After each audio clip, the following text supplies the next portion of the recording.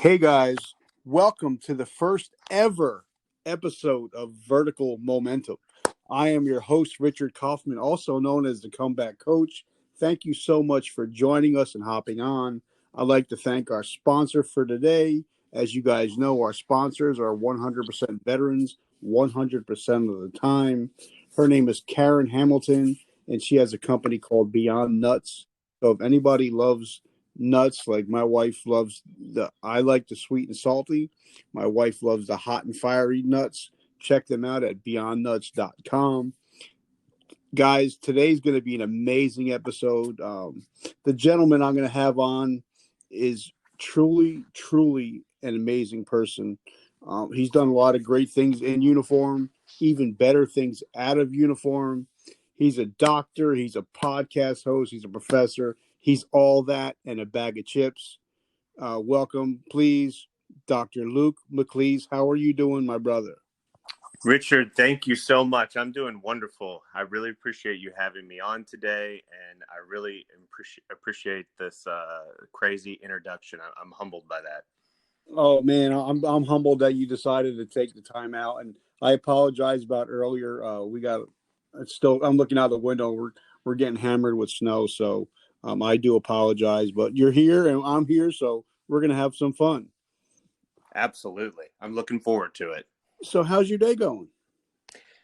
Man, every day is amazing, and it's such a blessing. And today is one of those days. You know, it's just a good day to be alive. It's a good day to be getting things done. And on top of that, I'm thankful for not having the weather issues that you're having and that the rest of the country looks like they're having. So that's What state are you in now? What state are you in? I'm in Tampa, Florida. Okay, so wow, you guys just won the Super Bowl. You guys are having a good year over there. It's a great year. You know, took home the Stanley Cup, won the Super Bowl.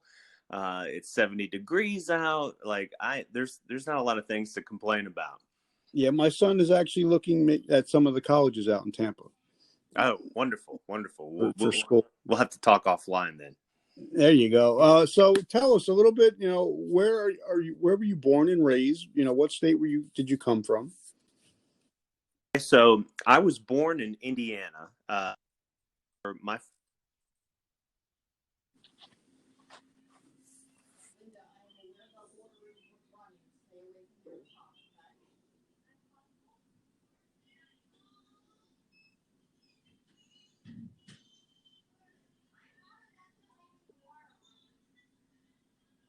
Are you there? It kicked off on us again. Yep. Okay. All right. Sorry about that. So, yeah, sometimes, like I said, when it goes on screen lock, it just kicks us off. Right. I don't know why, but so I was born in Indiana, and I didn't live there long because of my father's job. He was in the corrugated box industry at a place that no longer exists. And we moved every couple of years. So I lived in Delaware, I lived in New Jersey, lived in Virginia, lived in Georgia. And then finally, and then for a very brief time, I can't even say, it was just a matter of months, kind of in the Northern Virginia, DC area as well, outside of living in Richmond, Virginia for a few years. But, you know, it was one of those deals where we just moved. And then finally, my father retired early, and I think he felt like he owed it to my mother for her enduring all these moves every couple of years. So then we wound up where my mom was originally from in Western Kentucky. So what was little Luke like? Pretty rambunctious character. You know, I'm fortunate enough to have grown up in a time where I was still of the generation of going outside and riding bikes and, you know, shooting my neighbors with BB guns and, but, you know, playing guns. That's probably how I wound up in the military, honestly, was the long-standing obsession with G.I. Joe and playing toy guns with my neighbors and running around the woods. School was pretty monotonous and boring.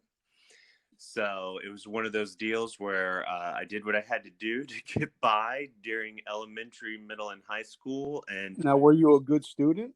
I was an okay student in all subjects except for math. And there I would say I was a okay to not a very good student at all.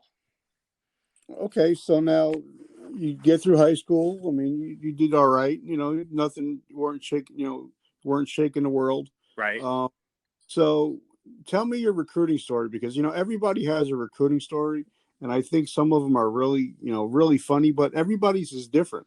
What was your what said, hey, you know, because GI Joe was Army, so why would you go to the Marines? Okay. So, yeah. And, that's funny that you say that because I'm always interested in people's recruiting stories too. And I find that as diverse as military services for everyone and the veteran experiences for everyone, everyone has such a unique and interesting recruitment story. And so, for my personal story, I was in high school, kind of deciding what I was going to do. My parents did okay, but not well enough to send me to college, and so I was kind of laying out my options there. My father was an older gentleman, and he had served in World War II in the Navy. And honestly, my first thoughts were, okay, well, I eventually want to go to college, but I knew that moment in my life, 18, 19 years of age was not the time. Because of my disinterest in high school and middle school and everything that I mentioned prior. I also really wanted to see the world and knew that I couldn't afford to otherwise. And so I was just going to follow in my father's footsteps. And I was like, I'm going to join the Navy. Why not? That's what I'm going to do. And I really didn't put a lot of effort or thought into it. I just thought that's what dad did. That's what I'm going to do.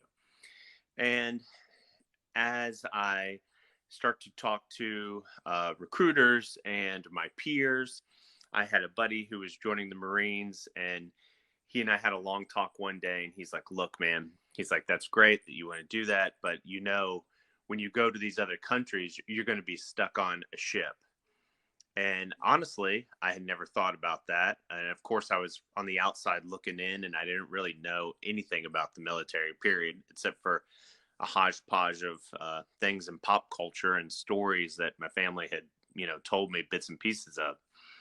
So when he explained, like, hey, when we get to the country, the Marines are going to get off the ship and actually do things.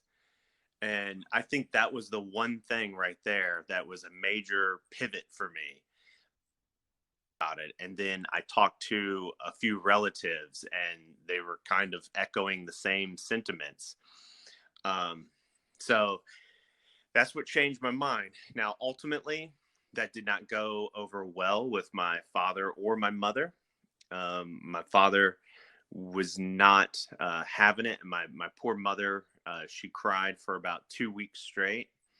But ultimately, at that 18 years of age, I think they knew that I was going to do something else besides college at the moment. And so after I broke her heart, I